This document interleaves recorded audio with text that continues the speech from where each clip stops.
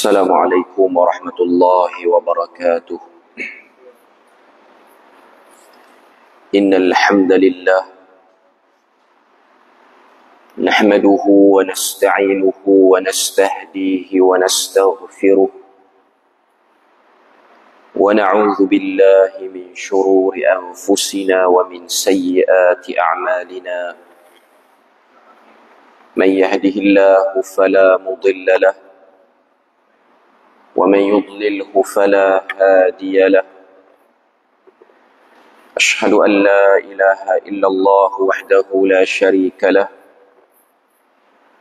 وأشهد أن محمدا عبده ورسوله. يا أيها الذين آمنوا اتقوا الله وقولوا قولا سديدا يصلح لكم أعمالكم ويغفر لكم ذنوبكم ومن يطع الله ورسوله فقد فاز فوزا عظيما. الحمد لله الذي بنعمته تتم الصالحات. ربنا آتنا من لدنك رحمة وهيئ لنا من أمرنا رشدا. اللهم آت نفسي تقواها وزكيها أنت خير من زكاها أنت وليها ومولاها. أما بعد. Alhamdulillah, syukur pada Allah Azza wa Jal kerana dengan rahmat dan juga limpah kurnia yang Allah Ta'ala berikan dapat kita bersama pada pagi ini menyambung perbahasan daripada risalah Fiqh Al-Qulub, penawar penyakit hati menurut Al-Quran dan Sunnah. Perbahasan kita masih lagi pada bab yang keempat, iaitu penawar-penawar kepada penyakit hati yang seterusnya, yang ke-8, menziarahi orang sakit dan anak yatim. Kita dah selesai 7 perkara yang disenaraikan yang merupakan penawar penyakit hati. Bermula daripada yang pertama, iaitu melakukan taubat. Itu yang pertama. Kemudian disusuli dengan ikhlas dalam beramal. Kemudian menuntut ilmu yang ketiga, memantapkan iman dan tauhid yang keempat. Yang kelima, meninggalkan perkara syubhat. Yang keenam, memantapkan iman terhadap qada dan qadar. Yang ketujuh, memilih rakan dan sahabat yang baik. Dan yang ke-8 pada hari ini ialah menziarahi orang sakit. Untuk perkara yang ke-8 yang diletakkan oleh penulis, beberapa hadis didatangkan. Antaranya ialah hadis riwayat daripada Abu Hurairah, daripada Imam Muslim. Nabi sebut, haqqul muslimi 'alal muslimi sittun. Hak seorang Islam itu ke atas saudara Islam yang lain. Hak kita sesama orang Islam, sesama Muslim, ada 6 perkara Nabi sebut. Qila ma hunna ya Rasulullah. Lalu sahabat pun tanya, apakah 6 perkara tu? Qala, jawab Nabi, idza laqitahu fasallim alaihi. Apabila engkau bertemu dengan mana-mana saudara Muslim, mana-mana, bukan saudara Muslim yang kita rapat, bukan satu negeri, bukan satu bangsa, satu negara, satu kelas ke, satu sekolah ke, tapi umumnya Muslim. Duduk dalam negara Muslim, memang ramailah Muslim di situ. Kalau minoriti Muslim, mungkin kita akan ragu-ragu dia ni Muslim ke tak Muslim.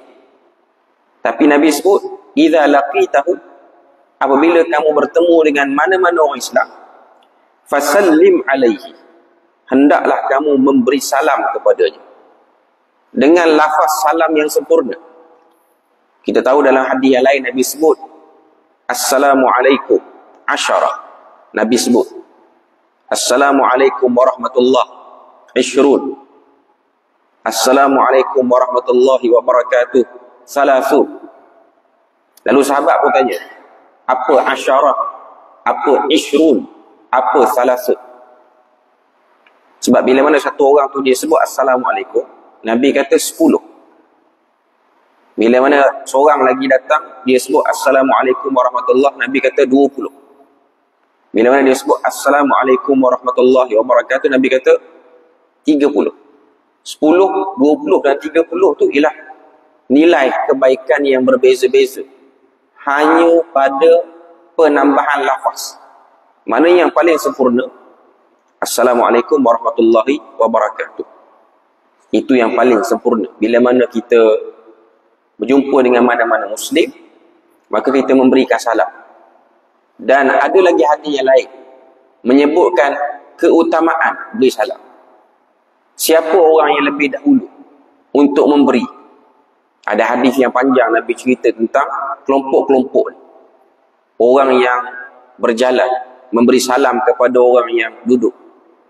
Orang yang naik kenderaan beri salam kepada orang yang jalan kaki. Dan seterusnya. Yang tua, yang muda beri salam kepada yang lebih berumur. Kumpulan yang sedikit memberi salam kepada kumpulan yang ramai. Kecuali, walaupun dalam hadis tersebut, tapi ulama bahas, kecuali memberi salam kepada orang yang sedang berada dalam majlis ilmu, macam kita sekarang. Dan yang kedua, orang yang sedang makan. Sebab dalam majlis ilmu, dia ada protokol lain. Walaupun ianya taklah sampai kepada haram, tapi memberi salam kalau pelan tu tak apa. Tapi kalau sampai satu dewan dengar, ataupun satu kelas dengar, dia boleh memotong apa yang sedang disampaikan oleh orang yang menyampaikan, guru yang menyampaikan. Dan orang yang tengah makan, mungkin kesukaran dia nak makan tu menyebabkan dia susah nak jawab salam itu. Jadi itu antara pengecualian dan keutamaan. Itu yang pertama. Jumpa dengan mana-mana orang, beri salam. Dan utamanya memberi salam itu ialah sesama jantina sahaja. Tidak diberi salam kepada jantina yang berbeza, kecuali orang tu ialah mahram kita. Mungkin mak kita ataupun adik-beradik kita. Tapi kalau rambang, tidak dilakukan pemberian salam secara lawan jantina tu.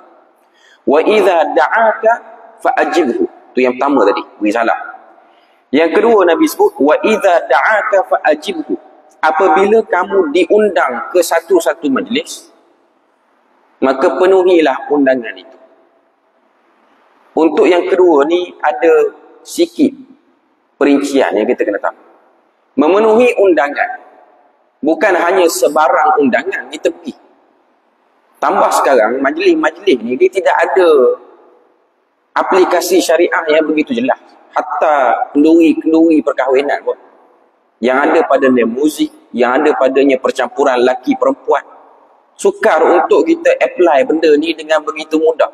Kita kena pergi, dah orang panggil, tapi dalam tu ada bercampur lelaki perempuan, ada gelak tawa, ada pengabaian waktu salat.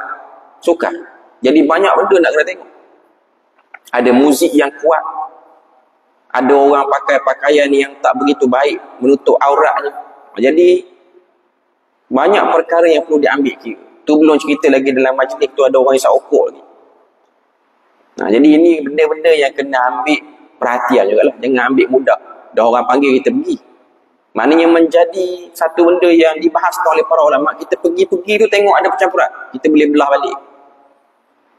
Sebab dalam Islam sebenarnya, dia bukan hanya pakai kaedah kita kena menunaikan janji, tapi tengok juga keadaan itu macam mana. Dan ini sukar untuk dipastikan, sukar untuk kita jadikan ianya benar-benar boleh diaplikasi. Macam saya sebutlah, sebab kadang-kadang kita tak tahu majlis orang macam mana, sampai-sampai baru tahu. Dan orang yang datang ke majlis orang, dia ada hak untuk meninggalkan majlis tu kalau majlis tu tak berapa betul. Ada benda-benda yang tak jelas. Tapi kalau majlis tu hanya sekadar makan-makan kenduri saja, tanpa ada bunyi-bunyian dan ada pengasingan, yang tu tak apa.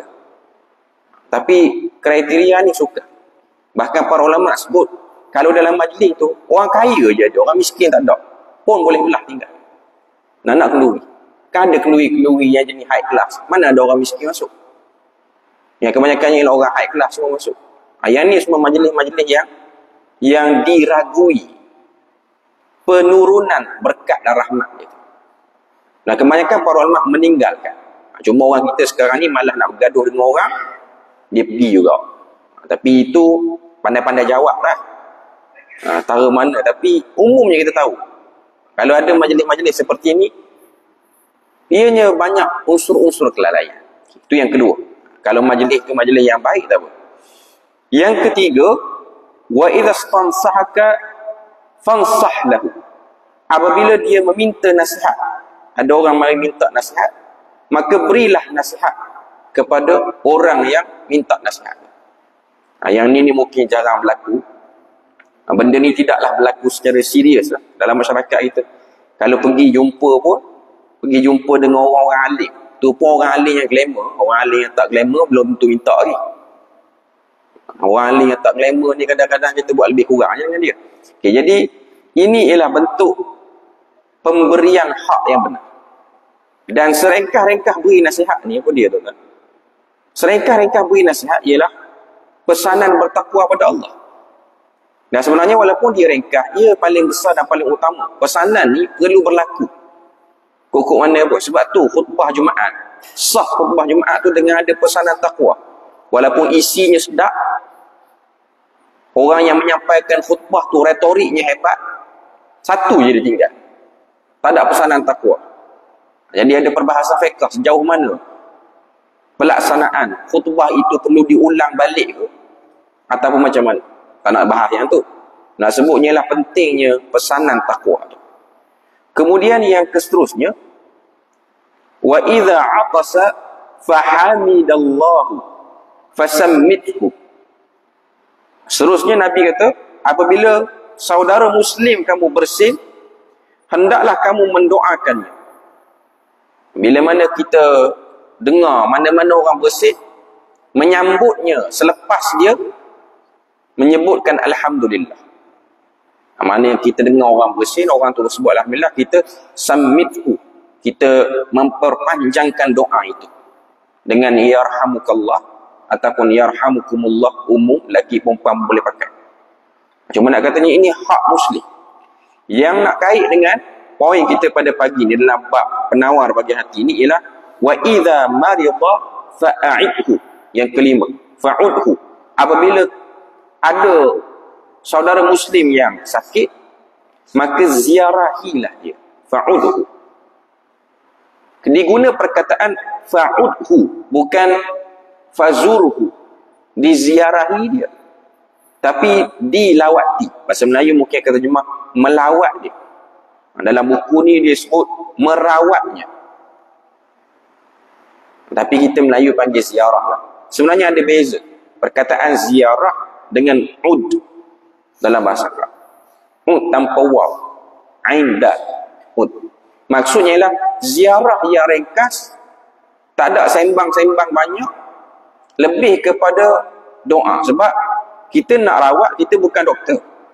Rawatan yang kita boleh beri kepada orang sakit kalau kita pergi ziarah orang sakit ni ialah mendoakannya dengan doa-doa yang waris pada Nabi. Ni ada orang dia pergi, dia sembang, dia memberikan bacaan-bacaan, ramalan-ramalan dia yang tak berapa betul kepada orang sakit tu. Dia tengok orang sakit ni tak lama 3 kali Jumaat tak ada, tengok dia tak ada dulu. Yang ziarah mati dulu sebelum yang sakit. Jadi ini antara benda-benda yang perlu ditekankan waktu satu orang tu pergi ziarah. Sebab ziarah orang sakit dia beza dengan ziarah orang sihat. Sebab tu diguna perkataan tidak diguna perkataan ziarah. Ziarah ni dia boleh jadi panjang masanya, lama masanya, sembang boleh. Tapi untuk ziarah orang sakit ni tidak disarankan untuk kita sembang banyak, lebih kepada doa, melainkan atas permintaan orang sakit itu untuk kita duduk lama sikit dengan dia. Sebab ada setengah-setengah orang yang sakit ni dia rasa selesa dengan orang tertentu, jadi dia minta orang tu duduk, tunggu dulu. Yang tu tak apa. Tapi kalau kita saja-saja, sebab tu waktu melawat di hospital ni dia tak buat sepanjang hari, dia pilih waktu. Sebab kewujudan orang yang datang berziarah ni kadang-kadang memberi problem juga kepada orang yang sedang sakit untuk mendapatkan rawatan tu. Pertama, orang sakit ni dia aurat dia tu tak dapat dijaga dengan baik. Jadi ada kawasan-kawasan yang mudah tersingkap. Dan ada pula sebahagian orang kita ni perangai pula nak tengok. Orang tu baru sudah operation, nak tengok kesan operation. Tak payah tengok. Itu bukan benda yang elok. Boleh nak tengok sikit berapa jahit. Tak payah. Anda bukan tukang jahit yang dilantik di situ. Ni bukan cerita kasih bapa panggil untuk jahit. Bukan. Jadi itu benda yang kena ambil kira. Sebab biasanya orang sakit emosi dia tak stabil. Dia mudah terganggu. Sebab tu kalau dia tengok orang-orang sakit ni duduk dalam ward hospital, dia orang mudah terkena mimpi buruk. Sebab apa? Hormon tak stabil. Bukan kena kacau dengan hantu. Itu biasa. Orang kalau sakit, kita demam ke tak masuk hospital pun demam kat rumah. Kita akan mengalami mimpi-mimpi yang pelik-pelik. Itu biasa bila mana badan kita sakit. Cuma ada orang dia cepat buat conclusion, ini gangguan, ini hospital berantu, ni doktor ada saka, ni nurse tak bagi jamu hantu ke apa macam-macam lah. Tapi itu tak betul. Sebab memang dah ada kajian sepanjang-panjang dalam ward hospital ni, katil pertama sampai katil belakang semua mimpi macam-macam. Sebab keadaan yang sakit. Kadang-kadang dia tak sakit sangat, tapi dengan sebab dia tengok orang katil depan meraung, orang katil belakang dia punya pembedahan dia tu luar biasa sehingga menambahkan ngeri dia. Mungkin dia sakit biasa je, kena tahan biasa. Jadi itu menyebabkan tak stabil. Jadi orang-orang yang datang ziarah, dia kena ziarah dengan doa, bukan ziarah dengan sembang. Dan ziarah selain daripada bawa makan-makanan apa-apa semua tu, buah-buahan apa semua, yang pentinglah doa. Yang tu lebih mustahak lagi. Sebab doa tu akan membendung dia daripada kecelaruan hormon dan juga perasaan dia. Itu yang kelima. Yang keenam Nabi sebut, yang terakhir untuk hak Muslim ni, wa idza mata fattabi'hu. Bila mana dia meninggal, ikutilah jenazahnya sehingga selesai pengkebumian. Jadi itu 6 perkara hak Muslim yang Nabi sebut. 6 ni sebenarnya 6 ni semua sekali ni semua termasuk dalam penawar bagi hati. Walaupun dia tak senarai, kalau penawar bagi hati lah buku ni daripada hadis ni 6, dia cuma ambil 1. Tapi semua ni kalau kita buat memang penawar pun. Sebab sunnah Nabi itu sifatnya ialah penawar. Sunnah Nabi ni secara umum ialah penawar. Tuan-tuan dengar khutbah Jumaat kita semalam. Itu semua poin-poin yang bagus. Yang paling sedap dia nombor 1, iaitu salat berjemaah di masjid. Tapi nak buat bukan mudah lah. Di zaman orang saleh ramai sangat ni. Cuma nak sebutnya ialah ianya benda yang mustahak. Tapi orang kata benda simple je. Yang simple itulah yang paling berat. Sebab kalau boleh buat yang tu, maka itulah yang akan merawat semua sekali. Itulah yang akan memperbetulkan semua sekali yang itu. Okay. Kemudian hadis yang lain ialah hadis yang diriwayatkan oleh Abu Hurairah juga daripada Imam Muslim. Nabi kata, Inna Allah Azza wa Jalla yaqulu yawmal qiyamah. Ini hadis kursi. Allah Ta'ala berfirman pada hari kiamat, Ya bena Adam, wahai anak Adam, maridtu falam ta'udni. Aku telah sakit, tetapi kamu tidak melawat aku. Allah Ta'ala kata kepada mana-mana anak Adam di hari akhirat nanti, wahai anak Adam, aku telah sakit, tapi kamu tak rawat. Allah Ta'ala kata, aku telah sakit. Tapi bukan makna kata Tuhan tu sakit. Nanti kita tengok apa dalam hadis tersebut. Qala ya Rabbi kaifa a'uduka wa anta rabbul alamin. Lalu anak Adam ni pun balas, wahai Tuhan, macam mana kamu nak suruh aku lawat kamu, ziarah kamu, dan kamu kata kamu sakit, sedangkan kamu Tuhan sekalian alam. Takkan Tuhan sakit? Lalu Allah Ta'ala pun balas, ama alimta anna abdi fulanan marid. Tidakkah engkau ketahui bahawasanya sebahagian ataupun salah satu daripada hamba-Ku sakit? Falam ta'udhu, engkau tidak menziarahinya. Ama alimta annaka law 'udtahu lawajadtani 'indahu. Tidakkah engkau tahu sekiranya engkau menziarahi, melawat orang sakit itu, lawajadtani 'indahu, engkau akan menemuiku di sisinya. Hadis ni hadis kursi. Tuhan kata pertama Tuhan sakit, lepas tu ziarah orang sakit ni kita akan menemui Tuhan di sisi orang sakit. Apa maksud hadis ni? Maksud hadis ni pertama sekali ianya unsur perumpamaan. Maknanya Allah Ta'ala bila mana dia kata dia sakit, dia nak beritahu dekat kita besarnya keutamaan ziarah orang sakit tu, sehingga menyebabkan turun rahmat Allah Azza wa Jal, turun keberkatan. Tapi dengan syarat, dengan adab lah. Ziarah orang sakit bukan ziarah main-main. Bukan ziarah kerana suka-suka ziarah. Kena jaga adab. Terutamanya lisan, percakapan. Yang tu yang paling utama sekali. Sebab pahala akan turun, rahmat akan turun, disusuli dengan sesuatu benda yang baik. Dia bukan turun dengan hanya buat, tapi dia ada benda yang disusuli, iaitu ucapan, apa yang diucapkan. Selain pada tu, hadis riwayat daripada Thauban juga, daripada Imam Muslim. Thauban ni sahabat Nabi. Nabi kata, man ada maridan, sesiapa yang menziarahi orang sakit, lam yazal fi khurfatil jannah, dia akan sentiasa berada dalam khurfah al-jannah. Sahabat tak faham apa benda khurfah al-jannah, bahasa Arab. Tapi sahabat tak tahu. Penggunaan istilah tu tak biasa. Qila ya Rasulullah. Lalu sahabat pun tanya, ya Rasulullah, wama hurfatu al-jannah, apakah dia hurfatul jannah? Qala janah.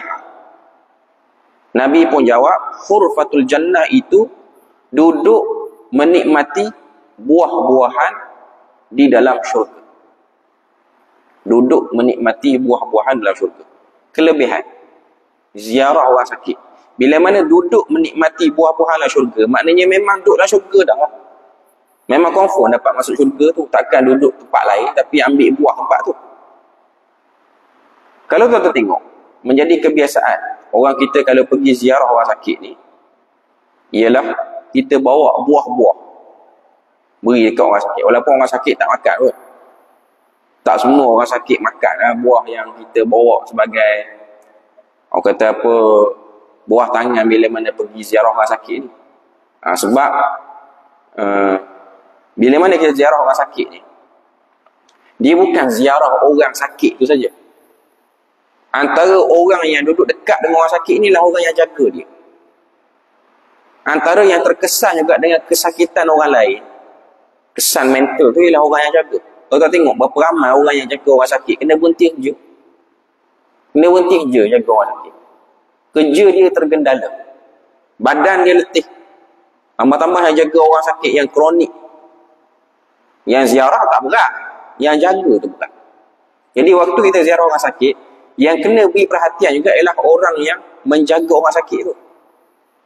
Orang yang jaga orang sakit tu, dia perlukan juga bantuan dari segi emosi dia, termasuklah bantuan ekonomi dia pun.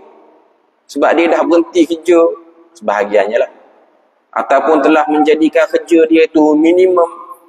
Bila kerja minimum, penghasilan pun minimum, dia pun nak makan, nak minum, dia telah cut aktiviti dia. Jadi sokongan moral pada orang yang jaga orang sakit pun perlu. Sebab tu rahmat turun. Sebab kita bukan tolong orang sakit dan ziarah orang sakit, tapi dalam masa yang sama melihat orang yang menjaga orang sakit. Sebab emosi orang yang jaga orang sakit pun terganggu. Nak yang jaga orang sakit di hospital, dia pun terkesan dengan katil-katil di tepi-tepi tu.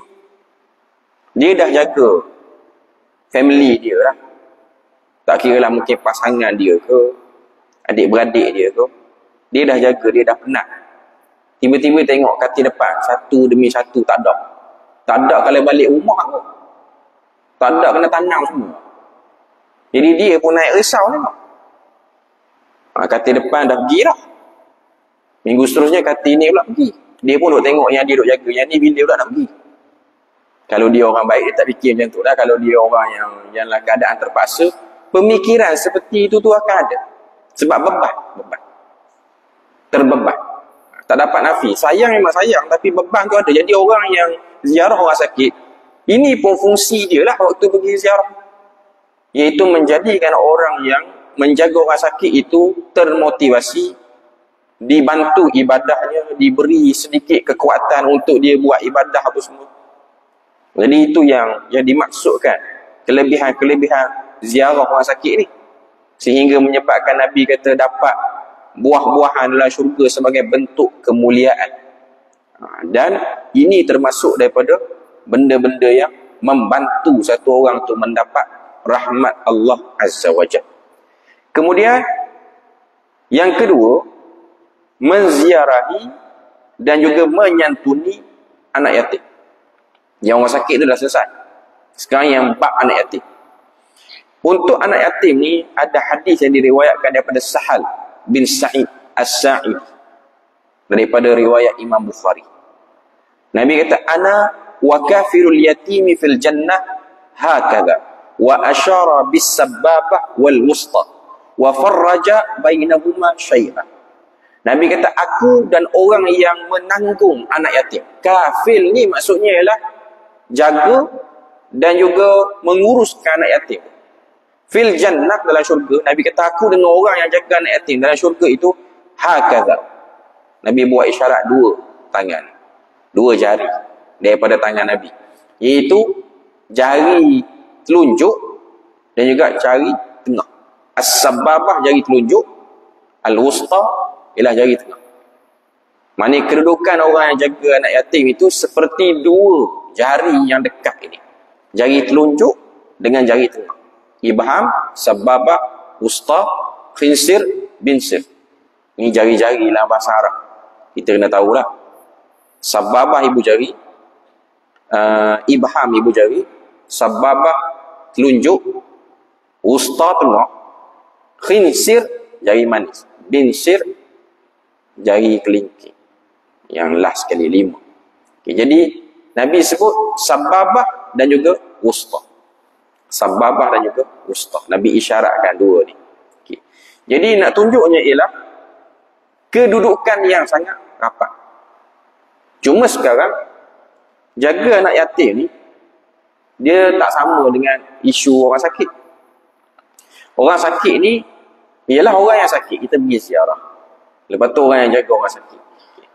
Anak yatim ni kalau di Malaysia ni antara benda yang menjadi fitnah yang mengelirukan, anak yatim ini dieksploitasi untuk dilakukan kutipan dana awam untuk jaga anak yatim. Berapa banyak rumah-rumah anak yatim berselindung atas nama rumah anak yatim, tapi sebenarnya ada eksploitasi dana awam, minta derma, dan akhirnya duit itu tak digunakan untuk pengurusan anak yatim, tapi dijadikan sebagai ruang-ruang kemewahan. Banyak. Sama ada swasta ke, hatta yang separuh-separuh pun, yang kerajaan separuh, lepas pada tu yang swasta separuh, semua terpalit dengan benda. Ada cerita penyalahgunaan dana awam. Sebab anak yatim, orang akan bagi duit, orang akan bagi derma. Jadi derma tu digunakan oleh orang yang menjaga anak yatim ni dengan macam-macam lah. Yang tuan-tuan dengar dalam negara kita ni, yang kena pergi mahkamah, kan. Tu belum lagi cerita dah jaga anak yatim, dera pula anak yatim.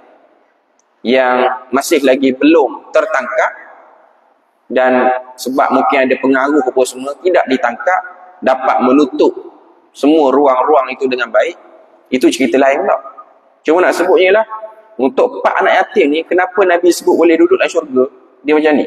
Apa saja benda yang boleh duduk dalam syurga ni, kata, mesti risiko dia punya halangan untuk dapat masuk syurga tu besar dan hebat, dahsyat. Contoh lain, orang berniaga. Nabi sebut at-tajirul amin, peniaga yang amanah, akan duduk bersama dengan Nabi, para Nabi, orang-orang siddiq dalam syurga. Kedudukan tu besar. Tapi kita tengoklah orang yang berniaga hari ni.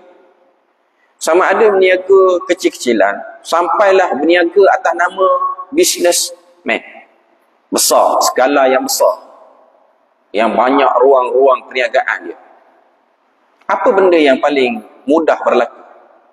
Untuk peniaga yang atas-atasan, yang kaya-kaya apa semua, apa yang paling banyak berlaku dalam perniagaan tu yang boleh kacau, kurang dapat pahala? Korupsi, rasuah, tak jelas, sebab berebut nak ambil tender apa semua. Tu benda yang berlaku. Kok mana nak dapat duduk dengan Nabi kalau duduk buat perangai macam tu? Yang bawah-bawah, perniagaan yang jenis bawah-bawah, apa dia yang akan berlaku? Orang peniaga kecil-kecilan. Kezaliman penggunaan harta awam. Contoh ni gini, saya sebut contoh, bukan nak mention siapa-siapa, cuma atas ke bawah ke tak ada problem dia. Dia meniaga, mungkin meniaga air, tapi air tu dia ambil pada mana? Kan dulu pernah jadi isu angkut air kowe daripada masjid, buh lantong dia tu air awak tu belum cerita lagi waktu cuci nak tutup kedai tu tarik air daripada mana-mana tak tahu bersih. Benda-benda kecil seperti itu, benda-benda kecil sebab tu nak masuk syurga, sebut nak masuk syurga tu dia bukan mudah. Sebab Tuhan sebut am hasibtum an tadkhulul jannah, kamu sangka kamu nak masuk syurga, walamma ya'lamillahu alladhina amanu minkum wa ya'lamas sabirin. Ada dua ayat dengan bentuk yang lebih kurang macam ni. Tuhan kata kamu sangka kamu nak masuk syurga dalam keadaan kami belum tahu ataupun kami belum test siapa yang benar beriman dan siapa yang sabar. Tu untuk zaman kita.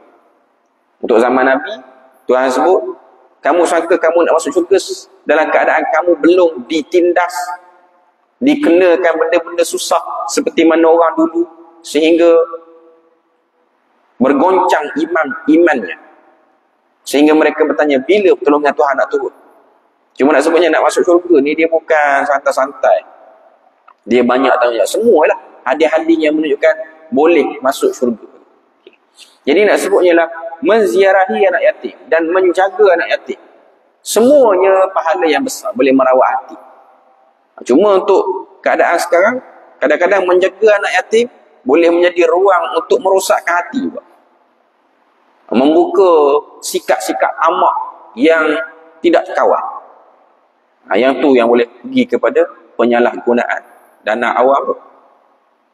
Jadi ini benda yang kita boleh tengok. Sebab antara tempat yang orang guna untuk dapat duit ni, rumah anak yatim, yang kedua tahfiz apa semua ni, madrasah apa semua, dan banyak lagi lah atas nama agama.